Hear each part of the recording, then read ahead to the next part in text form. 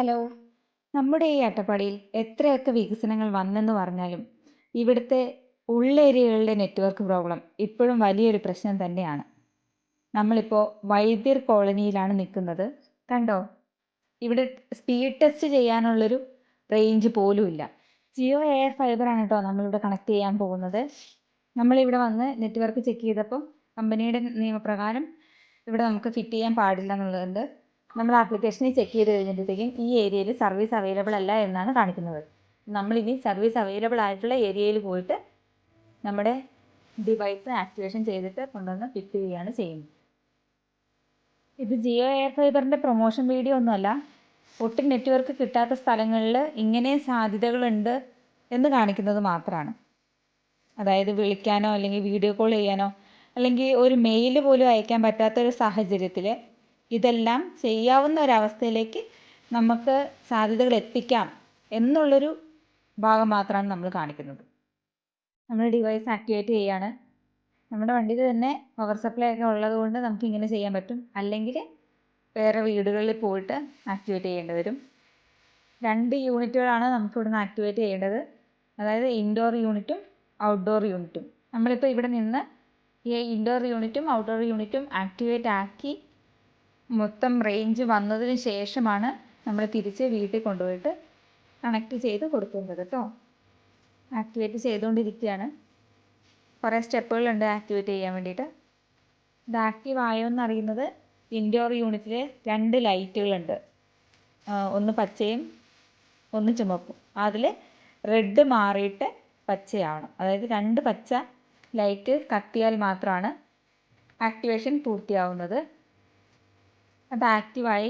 ഇനി നമുക്കത് തിരിച്ച് വീട്ടിൽ കൊണ്ടുപോയിട്ട് ഫിറ്റ് ചെയ്ത് കൊടുക്കാം കേട്ടോ. അവർ വെയിറ്റ് ചെയ്തുകൊണ്ടിരിക്കുകയാണ്. അവർക്കും സംശയമുണ്ട് ഇതിങ്ങനെ വർക്ക് ആകുമോ എന്ന്.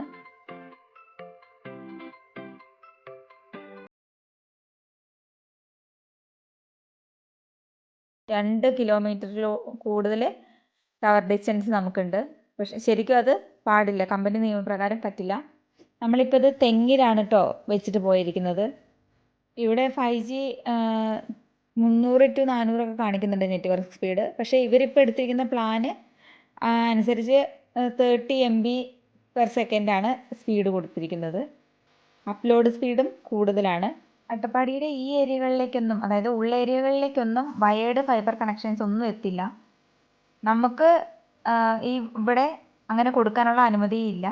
അതെല്ലാം ഈ കസ്റ്റമറിനോട് പറഞ്ഞ് ക്ലിയർ ആക്കിയിട്ടാണ് നമ്മളിപ്പോൾ ഇവിടെ ഫിറ്റ് ചെയ്യാൻ വേണ്ടി വന്നിരിക്കുന്നത്. ആരെങ്കിലും ഒന്ന് വിളിക്കണമെങ്കിൽ ഇവർക്ക് മുറ്റത്തിറങ്ങി ഒരു കോണിൽ നിന്ന് വേണം വിളിക്കാൻ വേണ്ടിയിട്ട്. അതുകൊണ്ടാണ് അത്രയ്ക്ക് അത്യാവശ്യത്തിൽ ഇവരിതെടുത്തിരിക്കുന്നത്. ഇപ്പോൾ കേബിളൊക്കെ നമ്മൾ ഇട്ട് കൊടുത്തിരിക്കുകയാണ് കേട്ടോ. ഇനി അവർക്ക് അവരുടെ സമയത്തിനനുസരിച്ച് അവർ സ്ട്രെയിറ്റ് ആയിട്ട് ഒട്ടും ഡാമേജ് ആവാത്ത രീതിയിൽ സെക്യൂർ ചെയ്തോളും. ഇത് നമ്മുടെ വീട്ടിൽ കൊടുത്തിരിക്കുന്നതാണ് കേട്ടോ. കേബിൾ നമ്മൾ സെക്യൂർ ചെയ്തിരിക്കുന്നതാണ്. സ്റ്റേ വയറിൽ ഫിക്സ് ചെയ്തിട്ടാണ് നമ്മൾ സെക്യൂർ ചെയ്തിരിക്കുന്നത്. അല്ലെങ്കിൽ എലി കരണ്ടോ അല്ലെങ്കിൽ എന്തെങ്കിലും വീണിട്ട് വയർ പൊട്ടാനോ ഒക്കെ ചാൻസ് ഉണ്ട്. നമ്മളിതിനു മുമ്പ് കോഴിക്കോടത്തൊക്കെ വെച്ചേക്കുന്നതിൽ അവർ മുമ്പ് ഫോൺ ഒരു പർട്ടിക്കുലർ പോയിന്റ് കണ്ടുപിടിച്ച്, റേഞ്ചുള്ളൊരു കുഞ്ഞൊരു പോയിന്റ് കണ്ടുപിടിച്ച് അവിടെ മാത്രമായിട്ട് ഫോൺ വെച്ചിരിക്കുകയായിരുന്നു. ആരെങ്കിലുമൊക്കെ വിളിച്ചു കഴിഞ്ഞിട്ടുണ്ടെങ്കിൽ സ്പീക്കറിലിട്ടാണ് മറ്റുള്ളവരോട് സംസാരിക്കുന്നത്. അതായത് അവിടുന്ന് മാറിയിട്ടുണ്ടെങ്കിൽ കോൾ കട്ടാവും. പക്ഷേ ഇപ്പം എന്ന് പറയുമ്പോഴത്തേക്കും അകത്തും വീടിനകത്തും പുറത്തും ഒക്കെ നല്ല റേഞ്ച് ഉണ്ട് ഈ വൈഫൈ വെച്ചതിൽ. പിന്നെ ഇപ്പോൾ മോഡവും ആക്റ്റീവായിട്ടുണ്ട്. 16 OTTയും ഫുൾ ചാനൽസും കൊടുത്ത് നേരത്തെ സ്പീഡ് ടെസ്റ്റ് എന്ന് സെർച്ച് ചെയ്യാൻ പോലും പറ്റാത്തിരുന്ന സാഹചര്യത്തിൽ നിന്ന് ഇപ്പോൾ സ്പീഡ് ടെസ്റ്റ് നടത്തി അതിൻ്റെ എവിഡൻസ് അടക്കം അവർക്ക് കാണിച്ചു കൊടുത്തിട്ടാട്ടോ നമ്മൾ അവിടെ നിന്ന് പോകുന്നത്. ഇവരുടെ പ്ലാൻ അനുസരിച്ച് 30 MB/s ആയതുകൊണ്ടാണ് ഇങ്ങനെ കാണിക്കുന്നത്. പുതിയതായിട്ട് നമ്മുടെ ചാനൽ ആരെങ്കിലും കാണുന്നുണ്ടെങ്കിൽ സബ്സ്ക്രൈബ് ചെയ്യാൻ മറക്കണ്ട കേട്ടോ. Thank you.